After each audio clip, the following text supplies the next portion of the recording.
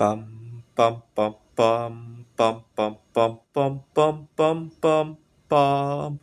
The Peter Shit Show. Bum bum bum bum bum bum bum. October 24 is Evelina Falenta's birthday. I celebrate it as a singles pride day. I think she has a very beautiful relationship with herself, and so it's become Pride Day for single slash solo sexual slash anybody with a solid relationship with themselves. She turns 46 years old this year. I hope you will join me in some kind of a single strike where all singles strike out of work for just one day. One day. I would love to see the effect if it happened economy wide. Obviously, if it only happens in your office, that probably isn't that big of a deal. But imagine on Singles Pride Day, if you call 911 and you have to wait a few seconds longer because singles are out of work, right?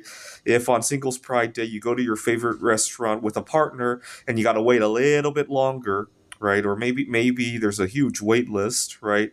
Especially if all the singles who are striking out are also going out to eat, right?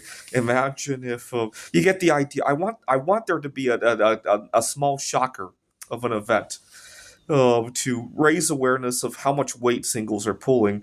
Because individually, it's hard to see how much weight your colleague who is single is pulling, right? I mean, abstractly, you might know that he's working, but, right, it's very difficult to see, right? I was working at technology startup. I was 30 years old. Most of my colleagues were around the same age, and many of them were married, had kids, and before I knew it, this guy was out or going to be a little bit late because their spouse needed a ride. Their kids had some kind of school project, and which is all very good. I often filled in for that slack. Keep in mind, it's not slack for one colleague; it's overall slack from 20 different colleagues, right?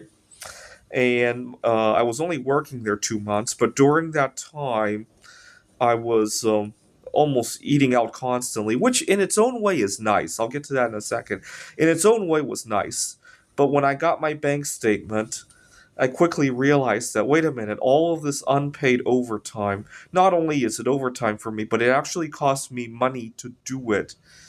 And so it just became very upsetting. Not only am I spending my precious moments doing it, because after all, I'll let you calculate how many hours are there in an average lifetime, right? Not many.